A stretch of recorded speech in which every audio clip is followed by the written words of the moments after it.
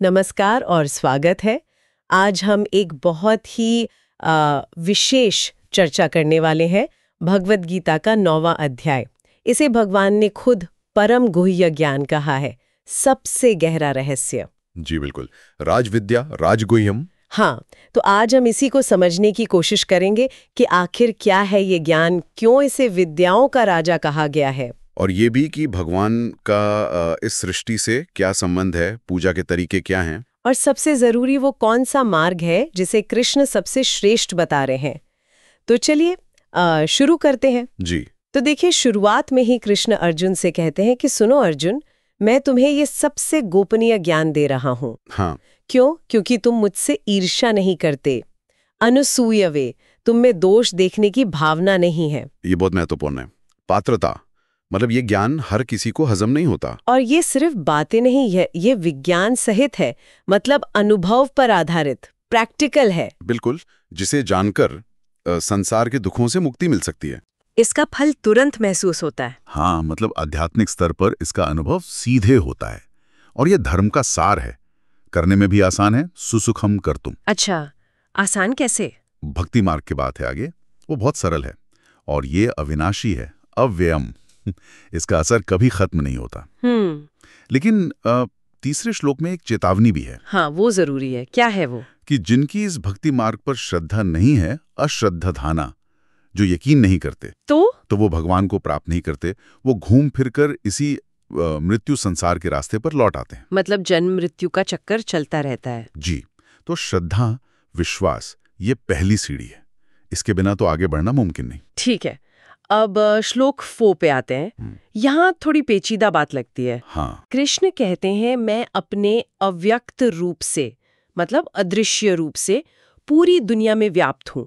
मया ततमिदम सर्वम जगत अव्यक्त मूर्तिना। जी। सारे जीव मुझ में स्थित है, मत्स्थानी सर्वभूतानि। हाँ। पर मैं उनमें स्थित नहीं हूँ, न चाहन्तेष्वस्थिता। ये कैसे? ये थोड़ा विरोधाभासी नहीं लगता?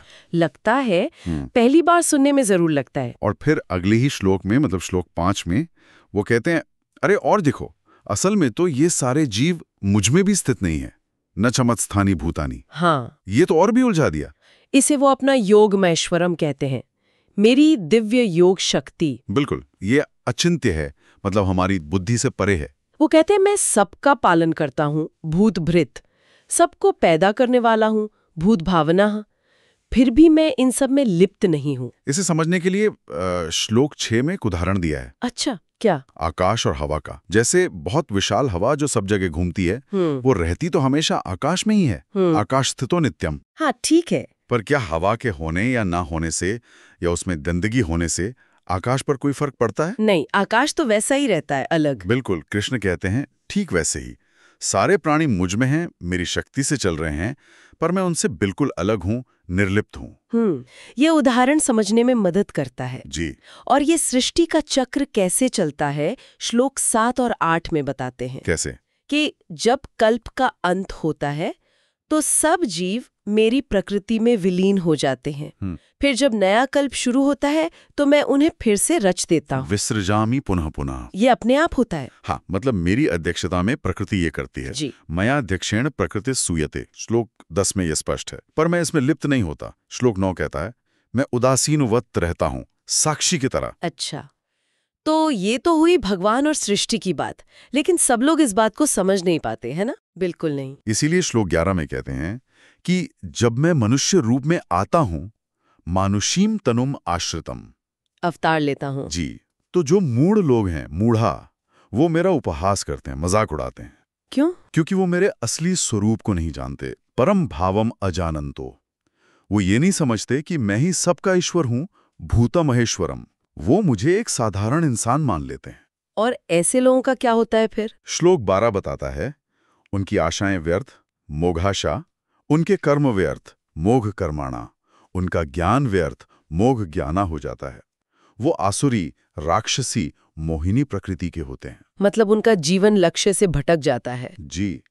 लेकिन दूसरी तरफ हैं महात्मा, श्लोक 13। हाँ, महात्मा। वो कौन है? वो जो मोह में नहीं फंसते, वो दैवी प्रकृति के आश्रय में रहते हैं, दैवीम प्रकृतिम आश्रिता। और वो क्या करते हैं? वो पूरी तरह से अनन्य मनसः, मतलब बिना भटके सिर्फ मेरी भक्ति करते हैं, क्योंकि वो जानते हैं कि मैं ही सबका आदि कारण हूं, भूतादिम, और अविनाशी हूं, अव्ययम। इन महात्माओं की पहचान क्या है? वो जीते कैसे हैं? श्लोक 14 बताता है, वे लगातार मेरा कीर्तन करते हैं, सततम कीर्तयन्तो माम, दृढ़ निश्चय से प्रयत्न करते हैं, यतन्तश्च दृढ़ व्रताः, मुझे नमस्कार करते हैं और हमेशा मेरी उपासना में लगे रहते हैं। नित्य युक्ता उपासते। उनका पूरा जीवन ही भगवान को समर्पित होता है। बिल्कुल। अच्छा, तो ये तो हुए महात्मा, पर क्या सब लोग ऐसे ही सीधे भगवान की भक्ति करते हैं या और भी तरीके हैं? हाँ, और भी तरीके हैं। श्लोक 15 में जिक्र है, कुछ लोग ज्ञान यज्ञेन, मतलब ज्ञान के मार्ग से उपासना करते हैं। अच्छा। उसमें भी कुछ भगवान को एक ही तत्व मानते हैं, एक त्वेन, कुछ अलग अलग रूपों में देखते हैं, पृथक त्वेन, और कुछ विराट रूप में, विश्वतो मुखम। ठीक है, और वो लोग जो स्वर्ग जाना चाहते हैं, उनका क्या? हाँ, उनका जिक्र श्लोक 20 और 21 में है। वो वेदों में बताई विधि से यज्ञ करते हैं, देवताओं की पूजा करते हैं, सोमरस पीते हैं, और पुण्य कर्मों के फल से स्वर्ग पहुंच जाते हैं। ते पुण्य मा साध्य सुरेंद्र लोकम, वहां दिव्य भोग भोगते हैं। जी, सुनने में तो बहुत अच्छा लगता है। हाँ, लगता तो है। पर इसमें एक कैच है। श्लोक 21 कहता है क्या? कि ये सुख अस्थायी है, जैसे ही पुण्य खत्म, क्षीणे पुण्य, वापस धरती पर। मर्त्योलोकम विशंति। बिल्कुल। तो जो लोग सिर्फ इंद्रिय सुख के लिए काम कामा ये सब करते हैं, वो बस आने जाने गतागतम के चक्कर में फंसे रहते हैं। परमानेंट सोल्यूशन नहीं है ये। ये तो वैसा हुआ कि मोबाइल का रिचार्ज खत्म और फिर से टॉप अप कराना पड़ेगा। हाँ, कुछ वैसा ही समझ लीजिए। और फिर श्लोक 23 और 24 में एक बहुत बहुत जरूरी बात है। बताइए। कृष्ण कहते हैं कि जो लोग श्रद्धा से दूसरे देवताओं की भी पूजा करते हैं ना, हाँ, वे भी असल में मेरी ही पूजा कर रहे हैं। मामेव यजन्ते। अच्छा, पर उनका तरीका सही नहीं है। अविधि पुंगवकम। सही क्यों नहीं है? क्योंकि श्लोक 24 में बताते हैं ना कि सारे यज्ञों का भोक्ता और स्वामी तो मैं ही हूं। अहम ही सर्वे याज्ञा नाम भोक्ता च प्रभु रेवच। जो लोग इस मूल बात को, इस तत्व को नहीं जानते, न तो माम अभिजानंती तत्वेन, वो चूक जाते हैं, उनका पतन होता है। च्यवंती ते, मतलब वो जड़ को पानी देने की बजाय टहनियों को सींच रहे हैं। बिल्कुल सही, एकदम सही पकड़ा आपने। तो नतीजा क्या होता है अलग अलग पूजाओं का? श्लोक 25 साफ बताता है, देवताओं को पूजने वाले देवताओं के पास जाते हैं। यंती देवव्रता देवान। पितरों को पूजने वाले पितरों के पास, पितरोन यान्ति पितरोव्रता। भूत प्रेतों की उपासना करने वाले उन्हीं योनियों में, भूतानी यान्ति भूतेज्य। और जो कृष्ण की उपासना करते हैं, मध्याजिना, वो मेरे पास ही आते हैं। यान्ति माम अपि। सीधी सी बात है, मंजिल वही मिलेगी जिसका रास्ता चुना है। इसके बाद जो श्लोक है वो भक्ति की सुंदरता दिखाते हैं। श्लोक 26। जी, बहुत सुंदर श्लोक है। कृष्ण कहते हैं, कोई अगर प्रेम से, भक्ति से मुझे सिर्फ एक पत्ता, एक फूल, एक फल या थोड़ा जल भी चढ़ा दे, पत्रम पुष्पम फलम तोयम यो में भक्त्या प्रयच्छति, हाँ, तो मैं उस भक्ति भाव से दी हुई भेंट को स्वीकार करता हूँ। तदहम भक्त्युपहृतम अश्नामि। देखिए कितनी सरल बात है। चीज महत्वपूर्ण है, भाव महत्वपूर्ण है, भक्ति महत्वपूर्ण है। भगवान को तो किसी चीज की जरूरत नहीं है। बिल्कुल नहीं, वो तो पूर्ण है। वो बस भक्त का प्रेम देखते हैं। और यहाँ ये भी संकेत है कि उन्हें सात्विक चीजें प्रिय हैं। हाँ, पत्र, पुष्प, फल, जल, ये सब सात्विक है। जी, इससे ये भी समझ आता है कि उन्हें क्या अर्पित नहीं करना चाहिए, जैसे तामसिक वस्तुएं। ये भक्ति मार्ग तो वाकई बहुत सुलभ लगता है, कोई भी कर सकता है। यकीनन। और फिर श्लोक 27 इसे हमारे रोज के जीवन से जोड़ता है। कैसे? कृष्ण कहते हैं, तुम जो भी करो, यद करोषि, जो खाओ, यद अश्नासी, जो हवन करो, यद जुहोषि, जो दान दो, ददासियत, जो तप करो, यद तपस्यसि। हाँ, वो सब मुझे अर्पण करो, कुरुष्व तन्मर्पणम। अपने सारे काम भगवान को समर्पित करके करो। जी, और अगर ऐसा करेंगे तो क्या होगा?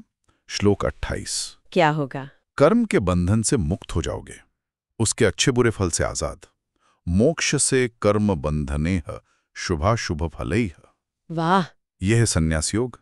मन को मुझसे जोड़कर मुक्त होकर विमुक्तः मुझ तक पहुंच जाओगे। मामुपैष्यसि। ये सिर्फ पूजा नहीं, ये जीने का तरीका है। और फिर इस अध्याय का सार श्लोक 44 में। हाँ बिल्कुल, एकदम निचोड़, सीधा निर्देश। क्या है वो? मन मना भव, मद भक्तो मद्याजी माम नमस्कुरु। मतलब? अपना मन मुझ में लगाओ, मेरे भक्त बनो, मेरी पूजा करो, मुझे नमस्कार करो। और इस तरह खुद को पूरी तरह मुझ में स्थिर करके, युक्त्वा एवं आत्मानम, मुझे ही अपना परम लक्ष्य मतपरायण मानकर चलोगे तो निश्चित रूप से मुझ तक ही पहुंचोगे, मां में वैश्यसी। तो यही है भक्ति का एसेंस। जी बिल्कुल। अच्छा, एक सवाल मन में आता है, क्या भगवान पक्षपात करते हैं? अपने भक्तों को ज्यादा चाहते हैं? हाँ, ये सवाल उठ सकता है। श्लोक 29 इसका जवाब देता है। क्या कहते हैं कृष्ण? वो कहते हैं, मैं सब में समान हूं, समोहम सर्वभूतेषु, न कोई मुझे बुरा लगता है, न कोई खास प्यारा, न मैं द्वेष्योस्ति न प्रिया। लेकिन जो प्रेम से मुझे भजते हैं वो मुझ में है और मैं उनमें हूं। ये भजन्ति तुमाम भक्त्या मयि ते तेषु चाप्यहम्। तो ये पक्षपात नहीं है? नहीं, ये स्वाभाविक है। जैसे आग के पास जाएंगे तो गर्मी मिलेगी, पानी के पास जाएंगे तो ठंडक। जो भगवान के करीब भक्ति से जाता है उसे उनका अनुभव होता है। ये तो लॉजिकल है। ठीक है। अब वो श्लोक जिस पर शायद थोड़ी चर्चा होती है, श्लोक 30। जी हाँ। अपि चेत सुदुराचारो। हाँ। कि अगर कोई बहुत बड़ा दुराचारी भी हो, हाँ, पर वो अनन्य भाव से, मतलब सिर्फ मेरी ही भक्ति करे, भजते माम अनन्य भाग, तो उसे साधु ही मानना चाहिए। साधु रेव समन्तव्य। हाँ, ये बड़ी बात है। क्यों मानना चाहिए साधु? क्योंकि उसने निश्चय सही कर लिया है। सम्यक व्यवस्थितो ही सहा, उसकी दिशा सही है। पर इसका मतलब ये तो नहीं कि भक्ति के नाम पे कुछ भी कर सकते हैं। नहीं, बिल्कुल नहीं। इसका मतलब ये है कि अगर कोई भक्ति में लग गया है निष्ठा से, और पुरानी आदतों के कारण उससे कभी कोई भूल हो भी जाए, तो उसे गिरावा नहीं मानना चाहिए। अच्छा। क्योंकि उसका संकल्प पक्का है। तो भगवान कहते हैं श्लोक 31 में कि वो जल्द ही धर्मात्मा बन जाता है, क्षिप्रम भवति धर्मात्मा, और उसे शाश्वत शांति मिलती है, शाश्वत शांतिम निगच्छति। और इसी श्लोक में वो गारंटी भी देते हैं। हाँ, वो अर्जुन से कहते हैं और एक तरह से सबसे कहते हैं, हे कौन्तेय, घोषणा कर दो, कौन्तेय प्रतिजानी ही, कि मेरे भक्त का कभी विनाश नहीं होता, न मे भक्त प्रणश्यति। ये तो बहुत बड़ा आश्वासन है, भगवान की तरफ से प्रोटेक्शन गारंटी। बिल्कुल, अभय वचन है ये। तो फिर ये भक्ति का रास्ता किसके लिए खुला है? क्या कोई शर्तें हैं जन्म जाति की? श्लोक 32 इसे एकदम साफ कर देता है। कोई शर्त नहीं, कोई भी। मां ही पार्थ व्यपाश्रित्य ये अपि स्युः पापयोनेह, चाहे वो पाप योनि में जन्मा माना जाता हो, स्त्रियां हों, वैश्य हों, शूद्र हों, स्त्रियों वैश्यास्तथा शूद्रा, कोई भी हो, अगर मेरा आश्रय ले तो परम गति को पाता है। तेपि यान्ति परम गतिम। जब ये सब परम गति पा सकते हैं तो फिर पुण्यवान ब्राह्मण, भक्तजन, राजर्षि, उनका तो कहना ही क्या, किम पुनर्ब्राह्मणः पुण्या भक्ता राजर्षि अस्तथा। श्लोक 33, उनके लिए तो ये और भी सहज है। इसीलिए आखिर में कहते हैं कि ये संसार कैसा है? अनित्यम असुखम लोकम इमं प्राप्य, ये अस्थाई है और दुख से भरा है। तो इसमें आकर क्या करना चाहिए? भजस्व माम, मेरी भक्ति करो, यही इस जीवन का सबसे सही उपयोग है। तो कुल मिलाकर ये 9वां अध्याय हमें भक्ति योग का, जिसे राज विद्या कहा, उसका सार बताता है। जी, ये दिखाता है कि ज्ञान, कर्म, योग कई रास्ते हैं, पर शुद्ध प्रेम भरी भक्ति सबसे सीधी और सबसे ऊंची है। इसमें भगवान का वो रूप दिखा जो सब जगह है भी और नहीं भी है। वो सबके प्रति समान है पर भक्त के लिए विशेष है। हाँ, और ये रास्ता सबके लिए खुला है, बिना किसी भेदभाव के, और भगवान खुद सुरक्षा और मंजिल तक पहुंचाने का वादा करते हैं। और वो बात कि ये दुनिया अनित्यम सुखम लोकम, ये वाकई सोचने पर मजबूर करती है। जी, कि इस भागदौड़ की जिंदगी में हम अपने कामों को, अपनी पूरी लाइफ को भगवान को समर्पित कैसे कर सकते हैं? इसका प्रैक्टिकल मतलब क्या है आज?